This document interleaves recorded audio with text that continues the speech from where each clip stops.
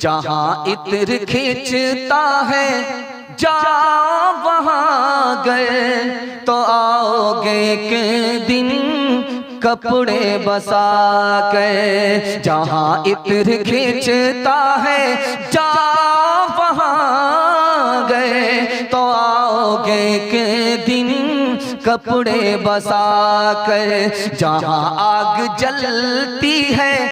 3 सवालों से मैं पैगाम को शुरू करने के लिए जा रहा हूं। 3 सवाल से मेरा पैगाम शुरू हो रहा है। सच्चा और अच्छा आदमी कौन होता है, ये मेरा पहला सवाल है। सच्चा और अच्छा आदमी कौन होता है, ये मेरा पहला सवाल है। दूसरा सवाल है कि सच्चा और अच्छा आदमी के पास बैठने से क्या मिलता है। 4 फायदे होते हैं। पहला, दूसरा, तीसरा, चौथा फायदा क्या है, ये मेरा दूसरा सवाल है। तीसरा सवाल है बुजुर्गों की नजर से क्या इनकलाब आता है, कितना बड़ा इनकलाब आता है, आदमी क्या से क्या हो जाता है, ये मैं आपको बताने के लिए जा रहा हूं। आखिरी सवाल है। इंशाअल्लाह चाहे अच्छा हो आदमी चाहे बुरा हो, सबसे दोस्ती करेंगे। हाथ उठाइए। सबसे दोस्ती करेंगे तो आप कहां पहुंचेंगे, ध्यान से रखिएगा। अच्छे आदमी से दोस्ती करनी है। सच्चा आदमी कौन होता है, अच्छा आदमी कौन होता है, जिसकी जबान भी सच्ची, जिसका दिल भी सच्चा। जो अंदर है वही बाहर है, जो बाहर है वही अंदर है। एक रंग का आदमी है, जबान भी सच्ची है उसकी, दिल भी उसका सच्चा है, यही आदमी सच्चा है। दूसरा सवाल था कि अच्छे आदमी के पास आप बैठेंगे, आपको 4 फायदे होंगे। पहला फायदा ये होगा अपना ऐब नजर आएगा। दूसरा फायदा होगा नेकी करने को दिल करेगा। तीसरा फायदा होगा अल्लाह की रहमत और बरकत आपको मिलेगी। चौथा और आखिरी फायदा होगा इधर आप दुआ करेंगे, उधर अल्लाह दुआ कबूल फरमा लेगा। बुजुर्गों का हमेशा एहतराम कीजिए। बुजुर्गों का नाम इज्जत से लीजिए। वली का नाम इज्जत से लीजिए। अल्लाह के नेक बंदों का नाम इज्जत से लीजिए, उनकी इज्जत कीजिए। अल्लाह आपके खानदान में वली पैदा फरमा देगा। वली की निगाह के असर से क्या होता है, जो काफिर होता है वो मुसलमान हो जाता है। वली की निगाह से क्या होता है, जो नाफरमान होता है वो फरमाबरदार हो जाता है। जो जाहिल होता है वो आलिम बन जाता, जो हैवान होता है वो इंसान बन जाता है। निगाहे वली में वो तासीर देखी, बदलती हुई लाखों तकदीर देखी। जहां इत्र खींचता है जा वहाँ गए, तो आओगे के दिन कपड़े बसा के। जहाँ इत्र खींचता है जा वहाँ गए, तो आओगे के दिन कपड़े बसा कर। जहाँ आग जलती है जा वहाँ गए, तो आओगे के दिन कपड़े जला के।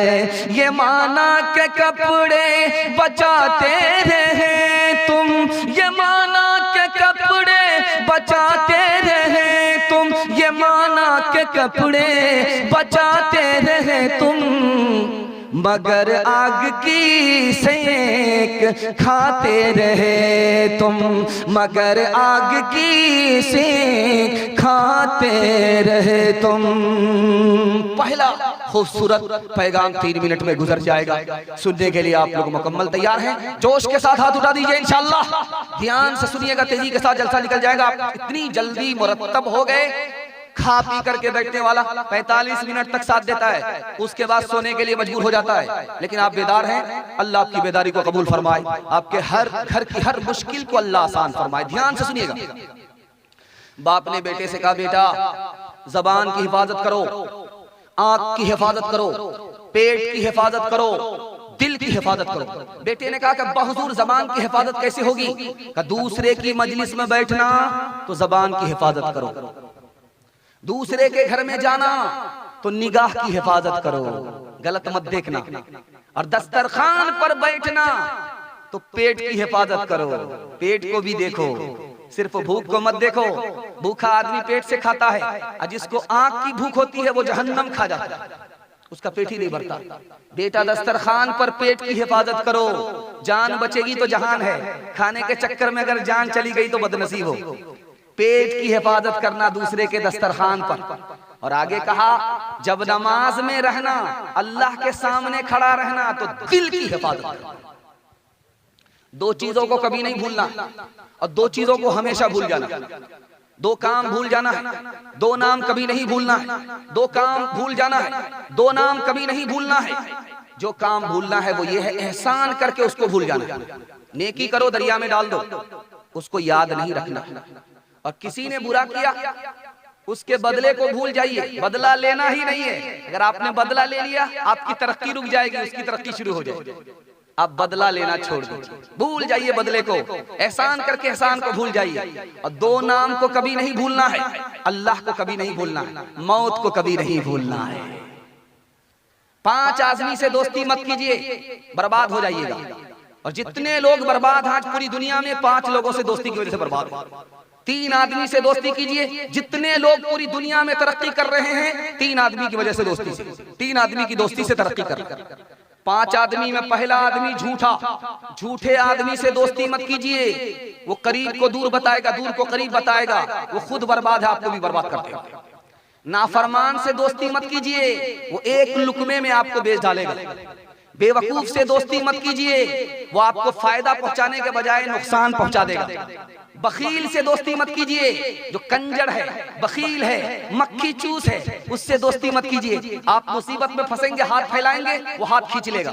5वां आदमी जो रिश्ता तोड़ता है, मुसलमान को मुसलमान से तोड़ता है मसलब के नाम पर, भाई को भाई से तोड़ता है जमीन जायदाद के नाम पर, पड़ोसी को पड़ोसी से जुदा करता है, ये कभी भी जन्नत में जा ही नहीं सकता। दुनिया का जितना बड़ा आलिम हो जाए, जन्नत में जा ही नहीं सकता। एक मुसलमान को दूसरे मुसलमान से जुदा करने वाला, एक भाई को दूसरे भाई से लड़ाने वाला, एक पड़ोसी को दूसरे पड़ोसी से लड़ाने वाला कभी जन्नत में जा ही नहीं सकता। वो तो खुद जन्नत में नहीं जा रहा है, वो आपको कहां से जन्नत में ले जाएगा। 3 आदमी से दोस्ती कीजिए। बूढ़ा आदमी दोस्ती कीजिए, बूढ़ा आदमी से। डॉक्टर से दोस्ती कीजिए और आलिम से दोस्ती कीजिए।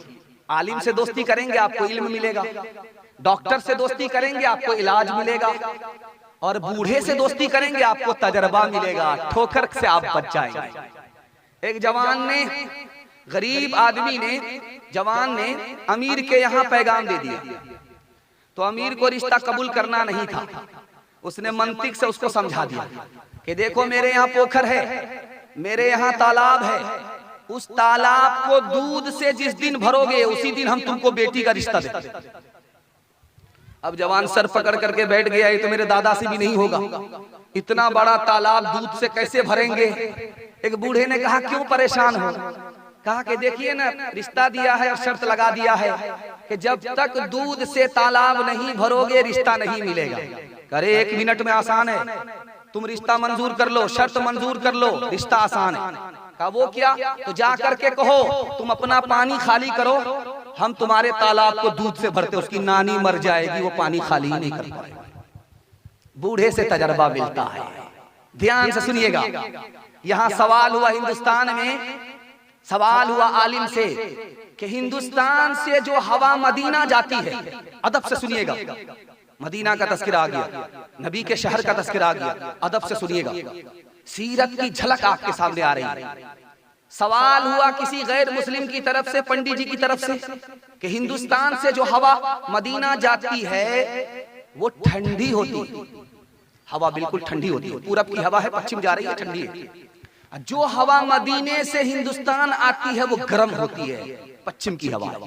पश्चिम की हवा पूरब की तरफ आए, मदीना से हिंदुस्तान जो हवा आ रही है वो गर्म है, और जो हिंदुस्तान से मदीना जा रही है वो ठंडी है। तो जवाब दिया आलिमों ने, इंशाअल्लाह। आलिम की इज्जत करेंगे, हाथ उठाइए इंशाअल्लाह। वादा करेंगे चंदा नहीं देंगे, हाथ उठाइए इंशाअल्लाह। जरा ध्यान रखिए, उस आलिम ने जवाब दिया कि देखो, जो हवा हिंदुस्तान से नबी के शहर जाती है वो खुश होती है कि नबी से मुलाकात होगी, नबी के शहर को देखूंगी, नबी के रोजे पे जाऊंगी, वो खुश होती है। उस खुशी में वो सर से लेकर के पैर तक ठंडी हो जाती है। और जो हवा नबी के शहर से हिंदुस्तान आती है वो गर्म होती है। क्यों? वो नबी के शहर से जुदा होती है, नबी के रोजे से जुदा होती है, उसको गम होता है, गम की वजह से वो गर्म हो जाती है। आलिम से दोस्ती करेंगे आपको इल्म मिलेगा। आखिरी मिसाल, बूढ़े से दोस्ती कीजिए आपको तजर्बा होगा, डॉक्टर से दोस्ती कीजिए आपको इलाज मालूम होगा। एक बूढ़ा आदमी आया, डॉक्टर के पास आया, कहा कि मुझको नींद नहीं आती। कहा आपके बुढ़ापे की वजह से। कहा कि मुझको बलगम भी सीना में जमा हुआ। कहा बुढ़ापे की वजह से। कहा खाते हैं दाना पेट में ही रह जाता है, हजम नहीं हो जाता। कि ये भी बुढ़ापे की वजह से। कहा सर में दर्द रहता, कहा ये भी बुढ़ापे की वजह से। एक तमाचा खींच करके डॉक्टर को मारा, तुम्हारे यहाँ कोई इलाज नहीं है, सिर्फ बुढ़ापा है, तुम मेरा मजाक उड़ा रहे हो। तो डॉक्टर साहब ने कहा कि मैं इसका भी बुरा नहीं मानूंगा, ये तमाचा भी आपने मारा है बुढ़ापे की वजह से। कबाओं में पैबंद पत्थर शिकम पर, कबाओं में पैबंद पत्थर शिकम पर, कबाओं में पैबंद पत्थर शिकम पर, कदम के तले ताज किसरा वो कैसर।